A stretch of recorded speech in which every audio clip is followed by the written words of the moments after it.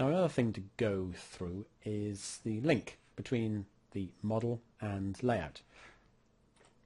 File, document setup, and then we'll look at the references. Now the reference of the file is here, so it's very important to keep track of these references, because you might have saved it as something else and then loaded it back in, or copied it from one file to another by Control C or Command C if you've got a Mac, and you might find that the file you think you're looking at is in a different location. So very, very, very, very important that we keep a track of these things.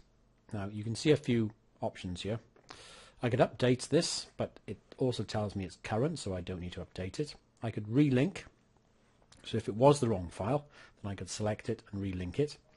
I could unlink it, which would then embed it into the file, which I'm not going to do that just yet, but I might do it later on.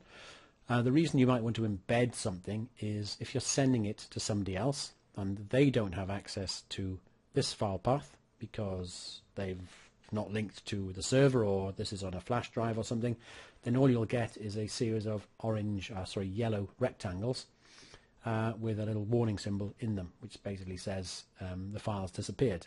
So then you could look in your references and maybe relink them if the person sent you the file. It might not necessarily have the same string, but by embedding it, it actually embeds it into the system. So when you send a file from one person to another, all the information comes with it. And that's sometimes why the file sizes in Layout are rather large, because you might end up with a whole host of different things all linked in to this folder.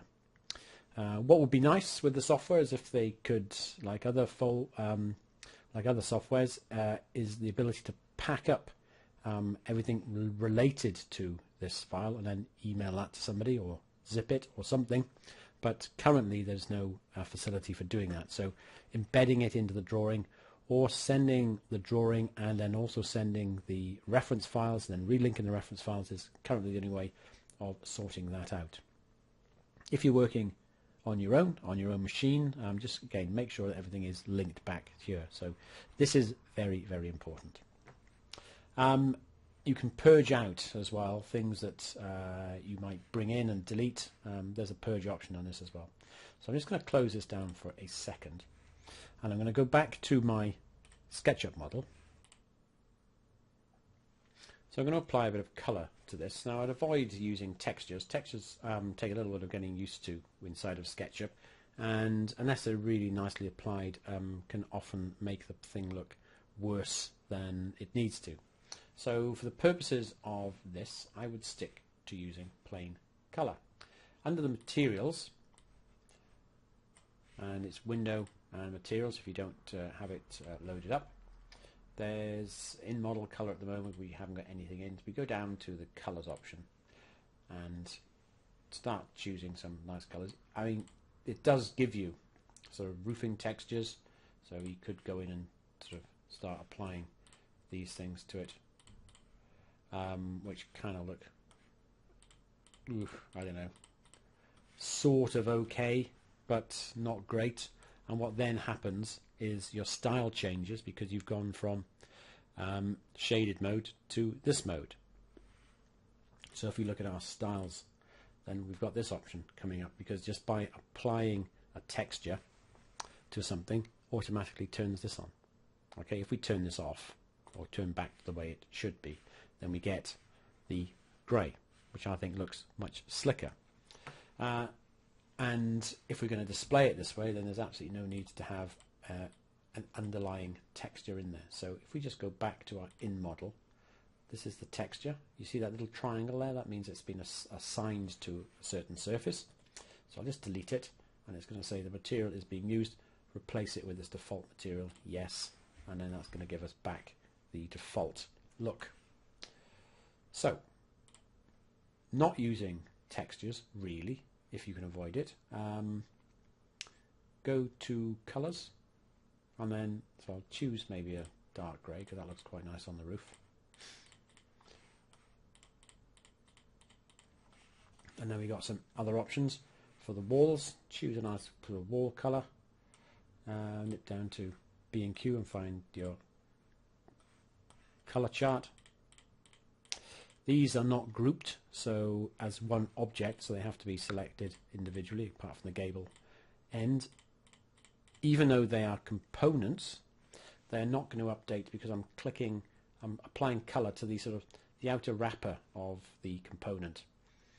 Let's just zoom back and undo all this and just show you what happens if I actually double click inside and triple click to select all the surfaces. So that's everything done. I apply now one color to that whole thing and everything updates. And the reason everything updates is because I've applied the color to the actual surface inside of the wrapper, which is the component, if that makes any sense. If I was to then apply a color over the top of this, so I'll just choose a bright orange color and click on that. So I have clicked on it, but it's been superseded or overridden by the actual face color of it. So if I select this, we notice that under the entity info it tells me that should be yellow, but in fact if I go double clicking into it and then select that surface, it's telling me that the actual surface itself is this color. So there's two ways to apply materials. One is to the wrapper and one is to the actual surface itself. And it's only the surface applied textures that can actually be updated. So again, it's dangerous to apply something with a limited amount of knowledge because it can end up looking worse than it's intended. So what I'm going to do here is triple click and then under the 35 entities, which is basically the 35 entities of this object, the fact that it's multiplied out 80 times is irrelevant, and I'll just go back under the entity info by clicking on this. I'll click on paint, takes it back to the default value. OK, so now I've got the default value displayed, and this thing here is showing up as now the outer color of the wrapper of the component. So I'll go and change that back to default as well. So let's go back in and select all these. I think I've missed out a few. There's one there. Oops, one there, one there. And apply this color. So I don't know what this is. So I'll go B for bucket and I'll press the Alt key down on the keyboard. That will sample. It'll also allow me to sample if I click on this little thing here. So sample that and paste that onto that. And then I can do that, this, and individually select these things. So lots of different ways to apply color to this. I'm going to finish off applying color to the various bits of this model, and then when we come back we'll update the file inside of SketchUp.